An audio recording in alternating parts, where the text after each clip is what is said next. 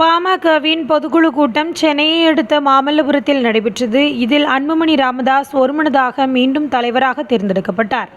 அதே கூட்டத்தில் வடிவேல் ராவணன் பொதுச் செயலாளராகவும் திலகபாமா பொருளாளராகவும் தேர்வு செய்யப்பட்டனர்.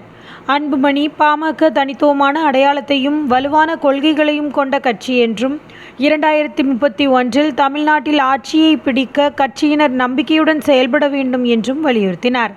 அவர் சமூக ஊடகங்களில் மட்டும் செயல்படாமல் மக்கள் மத்தியில் நேரடியாக செயல்படுமாறு தொண்டர்களை கேட்டுக்கொண்டார்.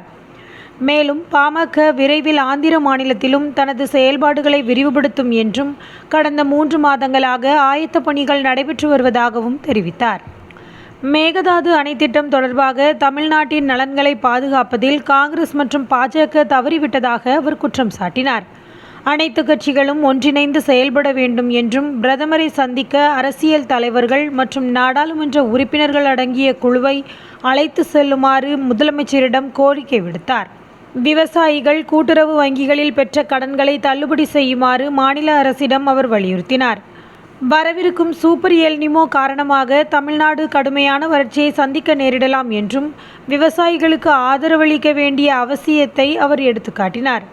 அக்டோபர் 2 காந்தி ஜெயந்தி தினத்தில் எம்எல்ஏ சௌமியா அன்புமணி தலைமையில் மாநிலம் தழுவிய மதுவிலக்கு விழிப்புணர்வு பிரச்சாரம் தொடங்கப்படும் என்றும் அது 2 ஆண்டுகள் நீடிக்கும் என்றும் அறிவிக்கப்பட்டது. இக்கூட்டத்தில் மொத்தம் 31 தீர்மானங்கள் நிறைவேற்றப்பட்டன. பல மூத்த தலைவர்களும் பங்கேற்றனர்.